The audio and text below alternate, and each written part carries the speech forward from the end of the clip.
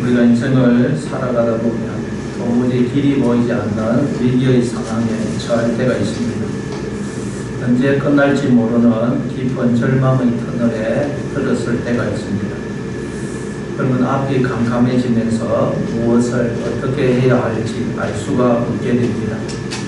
정상적인 사고 판단이 안 되지 않으면서 나쁜 생각을 품기도 하고 괜히 누구를 향한 원망이나 미움의 마음이 생기기도 합니다. 그런 위기의 순간에 우리 그리스도인은 어떻게 해야 할까요? 예수님은 이제 내일 새벽이면 로마 군병들에게 붙잡혀 가서 온갖 모욕과 조롱과 채찍에 맞는 고난을 당하시고 십자가에 달려 죽으시게 됩니다. 그러니까 예수님은 지금 인생 최대의 위기 앞에 서신 것입니다. 도무지 길이 보이지 않는 절망의 상황에 처하신 것입니다.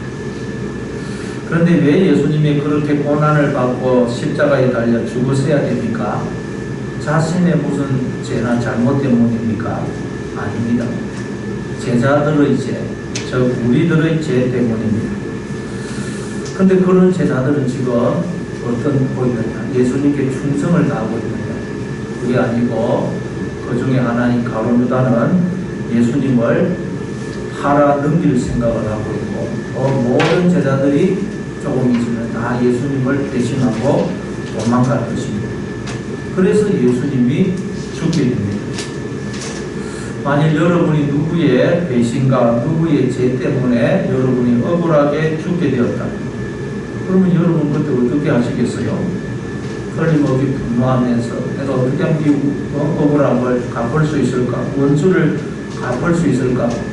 그렇게 생각하든지 아니면 저주하든지 아니면 절망 가운데 인생을 자포자기하든지 그럴 것입니다.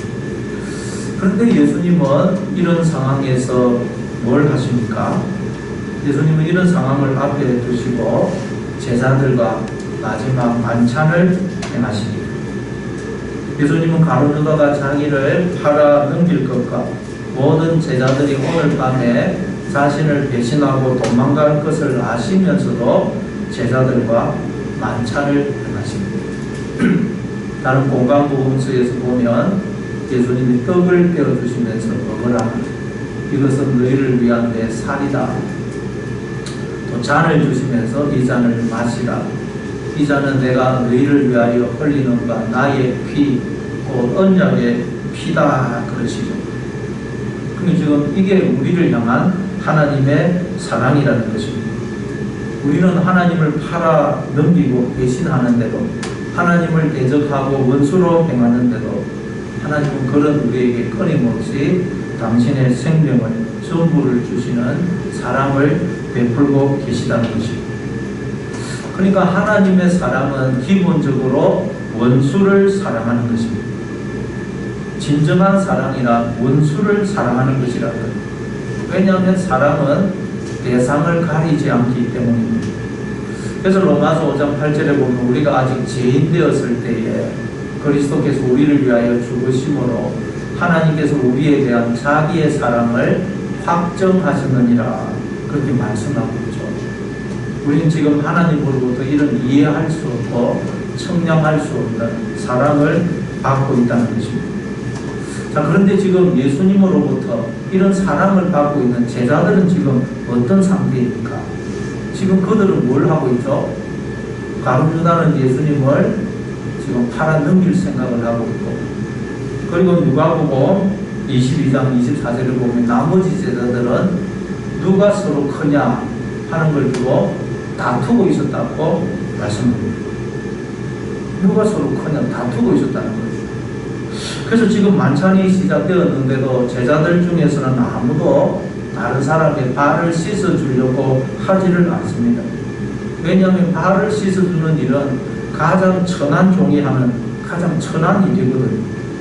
그래서 서로 높은 자리 찾으려고 싸우고 있는 이들이 어떻게 노예가 하는 가장 천한 일이 자가 하는 일을 할 수가 있겠습니까? 그래서 더러워진 발을 씻어주어야 마음껏 먹고 마시면서 기쁨과 즐거움을 누릴 수 있는데 서로 눈치만 보고서 아무도 그 일을 안 하고 있는 것입니다. 자기들의 스승이 내일이면 자신들을 구원하기 위해 십자가에 달려 죽을 것인데 아무도 그 스승의 발을 씻어줄 생각을 안 하고 있는 것입니다. 그래서 기쁨과 즐거움과 감사가 넘치는 잔치여야 될 그 자리가 다툼의 자리, 서로 높아지려고 싸우다 보니까 서로 상처 주는 자리가 되고 만 것입니다. 이 제자들의 모습을 보고 있으니 우리의 모습을 보고 있는 것 같죠. 여러분, 이런 제자들의 모습을 보실 때 예수님의 마음은 어떠했겠어요? 우리 같으면 여러분 어떻게 있습니까? 야, 이놈들아, 내가 3년 동안 그렇게 가르쳤는데도 어떻게 아직도 그 모양이냐? 나는 이제 내일이면 너희의 죄를 위해 십자가에 달려 죽을 거야. 그런데 너희들이 지금 미루고 있을 때야. 어떻게 스승의 발을 씻어주는 놈이 하나도 없어. 야, 나 십자가 안 질래. 너희들 죽든지 말든지 나는 모르겠다. 우리 같으면 그럴 것 같아. 저 같으면 그럴 것 같아. 그런데 그런 상황에서 예수님은 어떻게 하십니까? 자, 우리가 오늘 4절 5절을 한번 읽어보겠습니다. 4절 5절 같이 읽습니다. 시작. 저녁 잡수지던 자리에서 일어나 겉옷을 벗고 수건을 가져다가 허리에 두르시고 이에 대하에 물을 떠서 제자들의 발을 씻으시고 그 두르신 수건으로 닦기를 시작하여. 예수님은 저녁 잡수시던 자리에서 일어나 겉옷을 벗고 수건으로 허리를 두르십니다. 그리고 대하에 물을 담아다가 들고 제자들 발 앞에 가서 그 제자들의 발 앞에 무릎을 꿇고 제자들의 발을 씻으시고 수건으로 닦아주기를 시작하십니다. 있을 수 없는 일이 일어난 것입니다. 그런데 예수님은 가장 천한 종이 하는 가장 낮은 자리로 내려가십니다. 종이 되시는 종. 그래서 베드로는 나중에 예수님의 이 모습을 기억을 하면서 베드로전서 5장 5절에서 다 서로 겸손으로 허리를 동이라 그렇게 건면합니다. 겸손이 없으면 사랑이 아니라는 것입니다. 우리가 사랑한다고 그러면 겸손이 없으면 사랑이 아니라는 거예요. 위에서 아래로 내려다보는 것은 사랑이 아니라는 거예요. 사랑은 다른 사람의 발 밑으로 내려가는 것입니다. 다른 사람의 발 앞에 무릎을 꿇는 것입니다. 근데 예수님은, 하나님은 겸손하셔서 우리의 발 앞 밑으로 내려가셔서 우리의 발 앞에 무릎을 꿇고 우리의 발을 씻어주고 계시다는 것입니다. 그래서 예수님이 이렇게 말씀하셨죠. 마태복음 11장 28절부터 30절에 보면 수고하고 무거운 짐진 자들아 다 내게로 오라. 내가 너희를 쉬게 하리라. 나는 마음이 온유하고 겸손하니 내게 와서 배우라. 그리하면 너희 마음이 쉼을 얻으리니 이는 내 멍에는 쉽고 내 짐은 가벼움이라 하십니다. 예수님은 수고하고 무거운 짐진 인생을 살고 있는 우리를 향해서 오라고 말씀하십니다. 내게로 오라. 그러면 너희가 쉼을 얻게 된다는 거예요. 왜냐하면 예수님은 겸손하시고 온유하시기 때문에 우리가 예수님께로 가면 참된 쉼을 얻을 수가 있다는 것입니다. 그럼 예수님이 겸손하시다, 즉 하나님이 겸손하시다, 온유하시다라는 말은 무슨 뜻일까요? 이 겸손이라는 말이 헬라어로 타페이노스입니다. 타페이노스, 낮은 곳이라는 뜻입니다. 겸손이라는 말은 낮은 곳. 여러분, 물은 어디로 흐릅니까? 높은 곳에서 항상 낮은 곳으로 흐릅니다. 물은 높은 곳으로 흐르는 법은 없습니다. 물은 항상 높은 곳에서 낮은 곳으로 흐르다가 항상 낮은 곳에 이르면 물이 합쳐지면서 모이게 됩니다. 가장 낮은 곳까지 이르게 됩니다. 그래서 가장 낮은 곳에 도착하면 물이 합쳐지고 모이죠. 그래서 웅덩이를 이루고 강을 이루고 가장 나중에는 바다를 이루고. 따라서 낮은 곳이란 비어있는 곳입니다. 비어있는 곳. 낮은 곳은 다른 말로 비어있는 곳. 낮은 곳, 즉 비어있는 곳에 물이 흘러가 모이고 있습니다. 낮은 마음, 비어있는 마음에 하나님의 은혜와 사랑과 복과 생명이 임하신다는 것. 그러니까 여러분, 우리의 마음에 하나님이 임하시지 못하는 이유는 우리의 마음이 높아져 있기 때문이다. 마음이 낮아져 있고 비워져 있으면 반드시 하나님의 은혜가, 사랑이, 생명이, 복이 임합니다. 그리고 우리는 자꾸 겸손해져야 됩니다. 낮아져야 됩니다. 빈 마음이 되어야 됩니다. 그런데 여러분, 겸손한다는 것이 여러분 단순히 무슨 가진 것이 없고 사회적인 지위가 낮고 이런 것이 아닙니다. 가진 것이 많고 지위가 높을지라도 겸손할 수가 있고, 가진 것이 없고 지위가 낮을지라도 그 마음은 교만할 수가 있습니다. 그리고 또 겸손이 낮고 비어있는 마음이라고 해서 매사에 소극적이고 술에 술 탄 듯 물에 물 탄 듯 이래도 좋고 저래도 좋은 태도가 불분명한 것을 의미하는 것이 아닙니다. 오히려 태도가 분명하고 진리를 위해 자신의 모든 것을 바치는 적극적인 자세를 겸손이다. 그래서 이 겸손은 항상 온유와 함께, 나는 마음이 온유하고 겸손하니, 겸손은 온유와 함께. 온유라는 것은 또 이 헬라어로 퍼라우스인데, 퍼라우스, 야생 동물이, 쉽게 말하면 야생 동물이 길들여진 상태를 가지고, 여러분 야생마를 한번 생각해 보십시오. 야생마, 길들여지지 않는 야생마, 천방지축으로 뛰죠. 사람이 타려고 가까이 가면 발로 뒷발로 차거든요. 그리고 뭐 어설프게 올라타면 그 사람이 떨어질 때까지 날뛰어서 결국 떨어뜨리고 맙니다. 그런데 그 야생마가 조련사에 의해서 조련이 되면 어떻게 되죠? 조련이 됩니다. 길들여지면 어떻게 됩니까? 야생마에게 이전의 힘, 에너지, 기질은 그대로 있습니다. 그러나 이제는 주인의 통지를 받아요. 그래서 주인이 저 목적지를 향해 달려 그러면 이전에 있던 그 힘, 에너지 모든 걸 달리는데 쏟아부어요. 그러다 주인이 멈춰 그러면 또 멈춥니다. 이처럼 온유란 자신에게 주어진 모든 힘과 에너지와 생명을 목적을 이루는 원래 사용해야 할 그것에 온전히 쏟아붓는 거예요. 성품을 온유라고. 그런데 예수님은 겸손하시고 온유하시다는 거예요. 즉 하나님이 겸손하시고 온유하시다. 그래서 가장 낮은 곳으로 내려가서 제자들의 발을 씻어주실 뿐만 아니라 그 일에 자신의 모든 힘과 에너지를 쏟아부으시고 누가 뭐래도 끝까지 그 일을 하신다는 거예요. 그래서 뒤에 보면 베드로가 주님께서 저는 씻을 수 없습니다. 저는 필요 없습니다. 하는데도 중단하지 않으시고 끝까지 발을 씻으시는 것입니다. 이게 바로 온유입니다. 그래서 예수님이 예루살렘에 입성하실 때 무리들이 손에 종려나무를 가지를 들고 나와서 호산나 찬송하리로다 주의 이름으로 오시는 이 곧 이스라엘의 왕이시여 그랬던 그 무리들이 돌변을 해가지고 마치 폭동을 일으킨 것처럼 저 예수를 십자가에 못 박아라 그러고 또 제자 중 가룟유다는 서성을 팔아넘기고 모든 제자들이 서성을 배신하고 도망가는데도 주님은 이 진리, 십자가의 생명의 길을 결코 흔들림 없이 끝까지 가는 거예요. 이게 뭐라고요? 온유는 하나님이 이렇게 겸손하시고 온유하시다는 거예요. 그래서 하나님은 우리의 발밑으로 내려가셔서 당신의 피로 생명으로 우리의 발을 씻어주시는 일을 그 어떤 일이 있어도 포기하지 않고 영원히 행하시는 것입니다. 그래서 우리가 지금 이렇게 살고 있다. 우리가 하나님을 만나려면 어디로 가야 되겠어요? 높은 곳에 있으면 늘 다툼이 일어나고 쓰러지고 넘어집니다.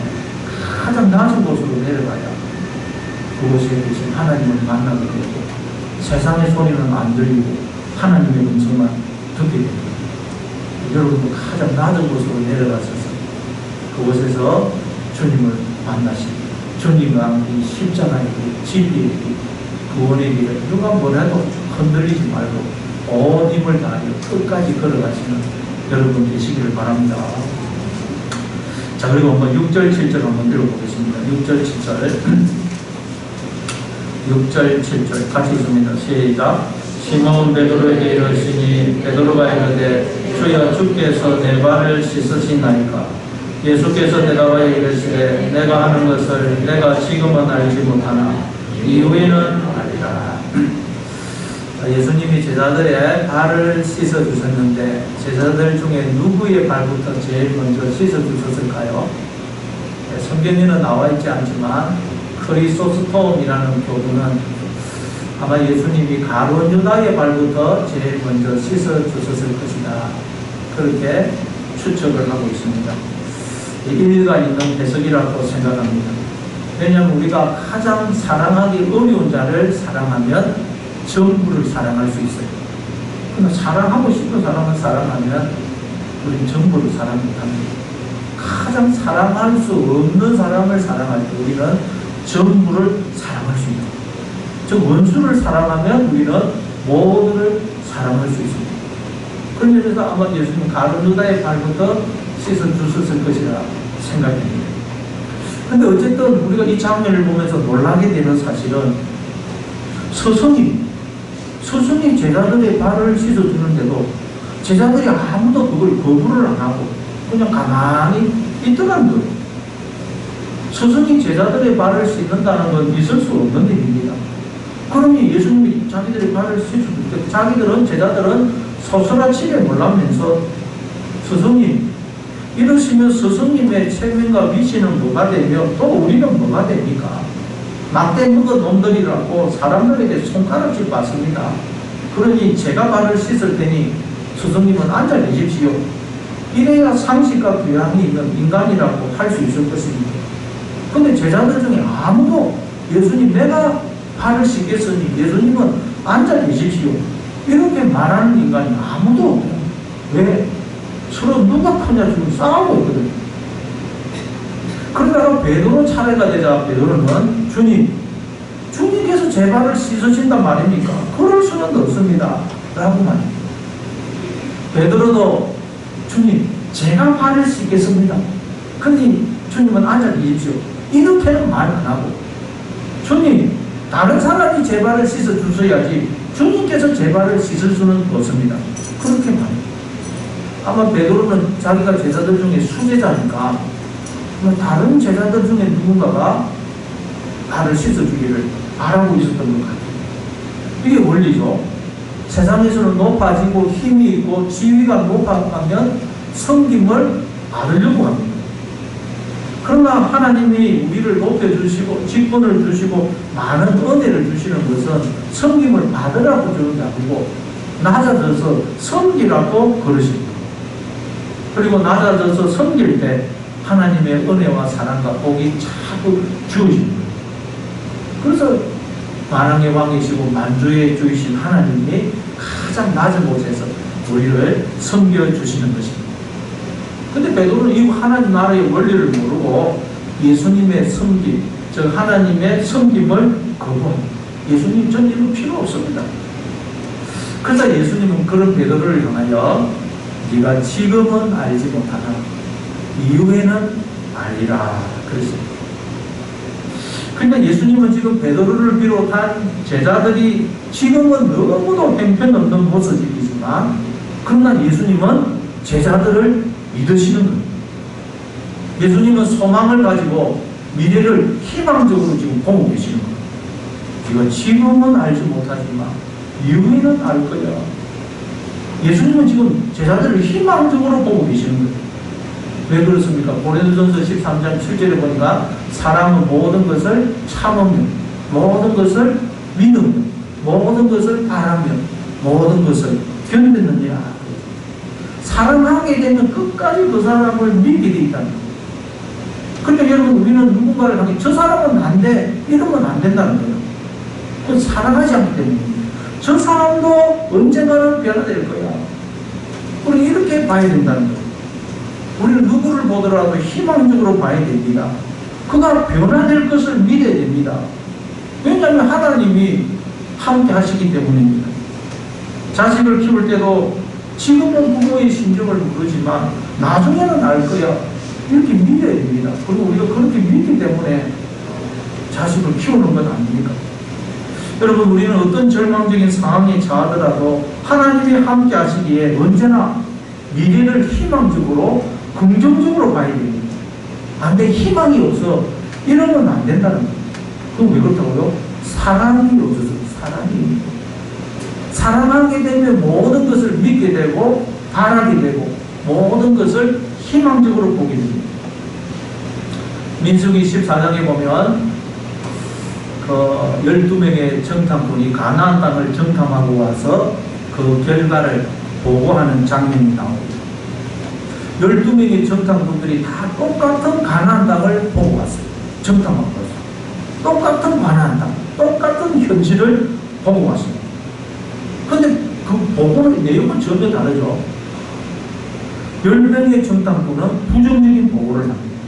우리는 이제 끝났다, 망했다, 아무 희망이 없다, 그렇게 보고를 해요. 그러나 여호수아와 갈렙은 정반대의 보고를 합니다. 우리 앞에는 지금 찬란한 미래가 기다리고 있다. 그러니 앞으로 나아가자. 똑같은 가나안 땅, 똑같은 현실을 보고 왔는데 해석은 정반대더랍니다. 그 이유가 뭘까요?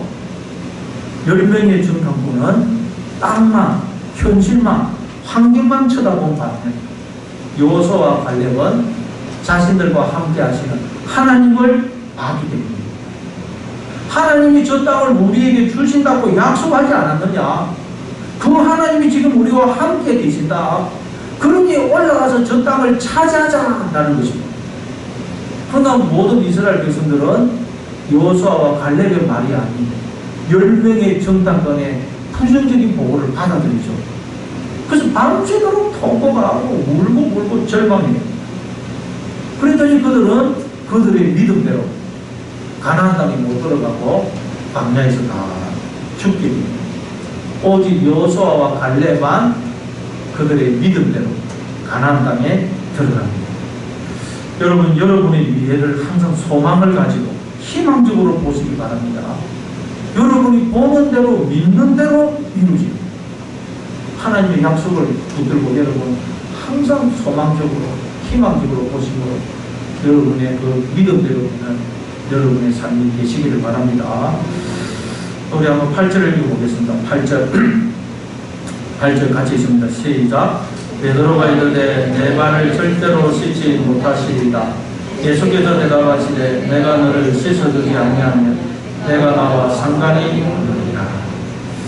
베드로는 더 나아가서 주님께서 제 발은 절대로 씻을 수 없습니다. 그렇게 말합니다. 인간적으로 아주 예의가 있고 교양이 있는 반응이에요. 그렇죠? 정상적인 인간이라면 이렇게 반응을 보여야 마땅합니다. 근데 예수님은 그런 베드로를 향하여 뭐라 그러시느냐? 내가 너를 씻어주지 아니하면 네가 나와 상관이 없느니라. 그러니까 주님께서 내 발을 씻어주시는 그 섬김에, 그 사랑에 우리가 내 자신을 온전히 내어드려야, 온전히 내 인생을 맡겨야만 우리는 하나님과 상관이 있게 된다는 거예요. 주님께 나를 온전히 내어드리지 않으면, 내 삶을 온전히 맡기지 않으면 우리는 하나님과 아무 상관이 없는 자가 된다는 거예요.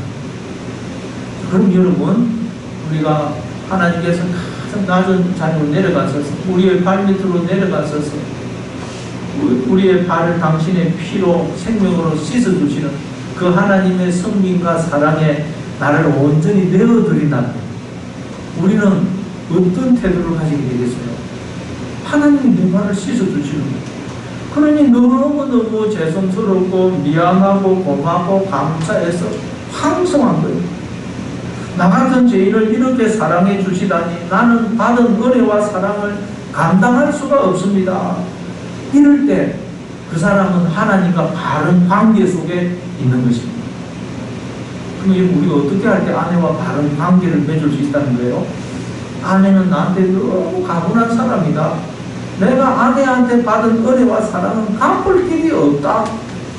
그래서 아내를 볼 때마다 너무 고맙고 미안하고 죄송하고 감사해서 황송할 때 아내와 하나가 됩니다.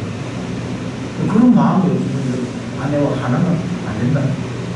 우리는 누구를 향해서든 이런 마음을 가져야 됩니다. 나는 부모님으로부터, 형제로부터, 이웃으로부터, 교회로부터 너무나 많은 은혜와 사랑을 받았습니다. 그럴 때 그 사람은 하나님과 바른 관계 속에 있는 사람입니다. 그러나 나는 받은 게 없다. 나는 너무나 많은 고통과 상처만 받았다. 이러면 그 사람은 하나님과 아무 상관이 없는 사람이라는 거예요. 그리고 여러분, 예수님께서 내가 너의 발을 씻어주지 않으면 네가 나와 상관이 없다고 그러죠. 우리의 발을 씻어주시는 분은 오직 하나님이십니다. 그러면 여러분, 사람들한테 여러분의 그 더러워진 발을 내밀지 마시기 바랍니다. 사람들은 그 누구도 내 발을 씻어주지 않습니다. 여러분의 그 더러워진 발을 하나님 주님한테 내어드리는 여러분 되시기를 바랍니다. 자, 그리고 우리 또 한번 9절 10절을 읽어보겠습니다. 9절 10절 같이 있습니다. 시작. 시몬 베드로가 이르되 주여 내 발뿐 아니라 손과 머리도 씻어 주옵소서. 예수께서 이르시되 이미 목욕한 자는 발밖에 씻을 필요가 없느니라. 온몸이 깨끗하니라. 너희가 깨끗하나 나는 아니니라 하시니. 예수님이 내가 너희 발을 씻어주지 아니하면 네가 나와 아무 상관이 없다. 그러니까 베드로가 그럼 주님 제 발뿐 아니라 손과 머리도 씻어주십시오. 그러자 예수님이 이미 목욕한 자는 발밖에 씻을 필요가 없느니라 그랬습니다. 이미 목욕한 자는 발밖에 씻을 필요가 없다는 거예요. 그러나 예수님에 의하면 제자들, 즉 우리들은 이미 목욕을 했다는 거예요. 목욕을 했기 때문에 이제 발만 씻으면 된다는 거예요. 그럼 도대체 목욕은 무엇이고 발을 씻는 것은 무엇을 의미할까요? 네, 목욕이란 구원을 의미합니다. 목욕이란 구원을 의미합니다. 근데 구원은 단 한 번의 사건이다. 이건 두 번 할 필요가 없다는 거예요. 목욕은 구원받는 사건이기 때문에 두 번 할 필요가 없다는 거예요.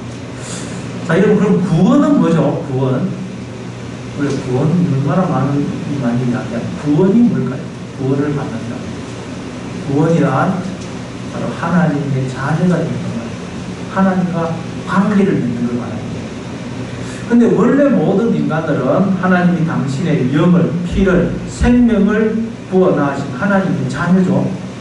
그걸 목욕으로 설명을 하는 거예요. 따라서 모든 인간들은 다 목욕을 하는 것입니다. 모든 인간들은 하나님이 당신의 피를, 영을, 생명을 부어 목욕을 함으로써 목욕을 시켜주심으로 이 세상의 생명으로 다 출생합니다.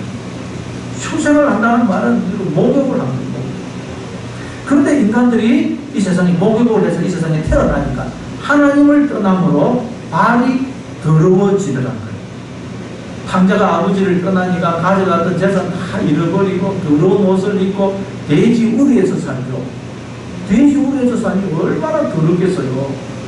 전 하나님이 우리를 이 세상에 보냈었다니 우리가 죄인이 되어서 계속 죄를 짓더라는 거예요.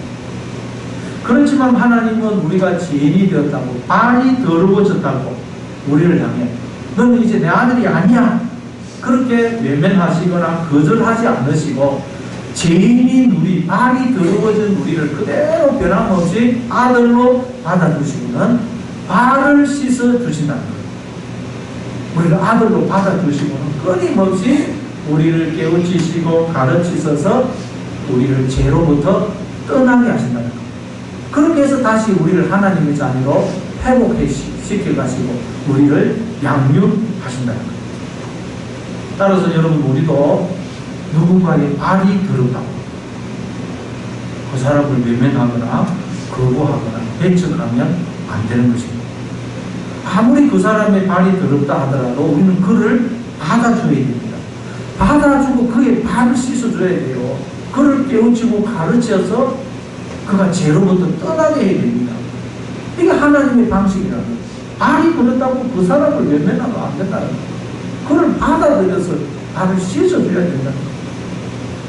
그런 점에서 요즘 교회가 동성애 반대하는 것은 좋지만 동성애 반대하느라 동성애자들까지 우리가 반대하고 배척하고 거부해서는 안 된다는 거예요. 그리고 요즘 우리나라가 무슨 보수, 진보, 좌파, 우파 이렇게 나눠져가지고 진영으로 나눠져서 자기 편은 무조건 옹호하고 다른 편은 무조건 반대하고 배척하는데 우리 예수 믿는 사람은 그러면 안 된다는 거예요. 그들의 주장과 견해는 내가 받아들이지 않고 반대할지라도 그 사람들은 우리가 받아줘야 된다는 거예요. 아무리 발이 더럽더라도 그 사람을 받아주어서 발을 씻어줘야 된다는 것이죠. 이게 하나님의 원리예요. 우리가 애들을 키워봐도 그렇죠. 애들이 바깥에 나가서 놀다가 집에 들어오면 뭐 손, 발, 옷이 다 흙으로 묻어있고 엉망입니다.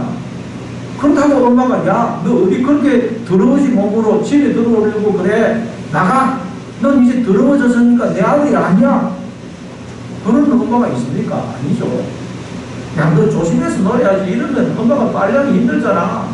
그렇게 잔소리는 좀 하겠지만 아무리 자녀가 더러워졌다 하더라도 그 자녀를 받아들여서 옷을 벗기고 씻기고 새 옷으로 갈아입혀줍니다. 그리고 만약 옷이 더러워지고 이 손과 발이 더러워지는 것이 겁이 나서가지고 애를 바깥에 안 내보내게 되면 어떻게 되겠어요? 딱 집에만 있게 한다. 그럼 애가 더러워지지는 않겠죠. 그러나 애가 절대 건강하게 자랄 수는 없어요. 약해집니다. 마찬가지로 여러분, 우리가 열심히 인생을 살다 보면, 열심히 주의 일을 하다 보면, 신앙생활을 하다 보면 발이 더러워지게 되어 있다는 거예요. 발이 더러워지는 것을 두려워하는 우리는 아무것도 할 수가 없어요. 어떻게 보면 발이 많이 더러워진다는 것은 그만큼 열심히 인생을 살았다는 거예요. 열심히 활동을 했다는 거예요. 바깥에서 많이 돌아다니면서 발이 더러워집니다. 그러니까 발이 더러워졌다. 많이 활동을 했다는 거예요. 아니, 죄라는 것은 여러분 마음에서 비롯되는 것이기 때문에 모든 인간들은 한결같이 발이 더러워져 있습니다. 누구 발은 좀 깨끗하고 누구 발은 더 더럽고 이런 것은 없어요. 인간은 다 더럽습니다. 의인은 없나니 하나도 없다고 그러죠. 다 발이 더러워져 있습니다. 그러나 우리가 열심히 신앙생활을 하면 할수록, 주의 일을 하면 할수록, 하나님 앞에 나오면 나올수록 내 발이 더러워졌다는 걸 알게 되고 더 주님 앞에 발을 내어놓게 되는 것입니다. 그리고 발이 얼마나 더러워졌느냐가 중요한 게 아니고 얼마나 내 발을 주님 앞에 내어놓느냐가 중요한 것입니다. 그래서 예수님이 너희가 깨끗하나 다는 아니니라. 너희가 깨끗하지만 다는 아니라. 그러니까 우리는 하나님의 자녀이지만 여전히 죄인이라는 거예요. 예수님의 십자가로 인해서 우리가 죄 용서받은 의인이지만 여전히 우리는 죄인이라는 거예요. 따라서 우리가 다시 하나님의 자녀가 될 필요는 없어요. 다 모든 인간은 하나님의 자녀입니다. 그러니까 여러분, 우리가 하나님의 자녀라는 이 사실은 영원히 변하지 않는 진리라는 진리입니다. 그렇죠? 여러분의 자녀가 여러분의 자녀라는 사실은 무슨 일이 일어나도 여러분의 자녀가 아무리 여러분 속을 썩이고 사고를 치고 한다 할지라도 변함없는 진리 아닙니까? 마찬가지로 우리가 하나님의 자녀라는 이 사실은 우리가 아무리 죄를 짓고 형편없는 모습이라 하더라도 변함없는 영원한 진리라는 거예요. 그러나 우리는 하나님의 자녀이지만 죄인이기 때문에 늘 죄를 짓는다는 거예요. 발이 더러워진다는 거예요. 그래서 우리는 계속 이 발을 씻어야 된다는 거예요. 회개하고 돌이켜야 된다는 거예요. 자, 그런데 더 나아가서 11절에 가면 사도 요한은 이 예수님의 말씀을 이렇게 또 해석을 합니다. 11절. 자, 11절을 읽습니다. 11절 시작. 이는 자기를 팔 자가 누구인지 아시리라.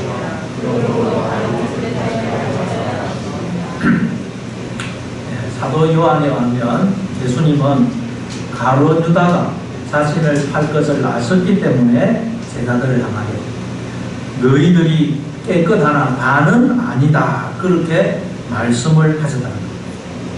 너희가 깨끗하지만 다는 아니다. 가룟 유다가 예수님을 팔 걸 아셨기 때문에 그렇게 말씀을 하셨다.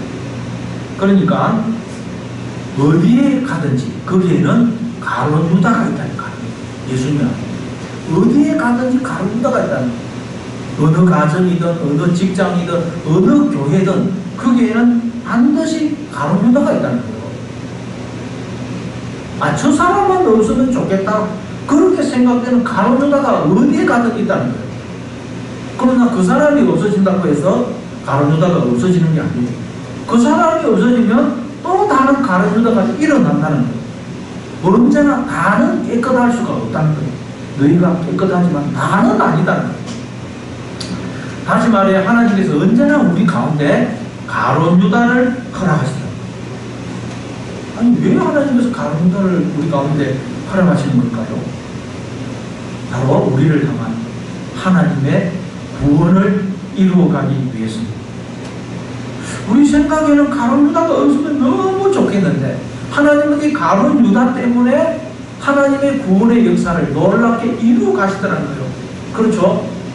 가룟 유다가 예수님을 배신하고 팔아먹었기 때문에 예수님이 십자가 그 구원 사역을 완성하실 수가 있게 된 것입니다. 사도 바울이 예수님을 믿고 난 후에 가장 이해가 안 됐던 게 있습니다. 사도 바울 가장 이해가 안 됐던 게 뭘까요? 자기의 동족 이스라엘입니다. 이스라엘. 거기에 대해서 굉장히 고민을 했어요. 이게 로마서 9장에 잘 나와 있죠. 이스라엘 민족은 온 세상에서 유일하게 하나님으로부터 선택받은 선민입니다. 선민. 성경에 나오는 아브라함, 이삭, 야곱, 요셉, 모세, 다윗 이런 사람들이 다 그들의 조상입니다.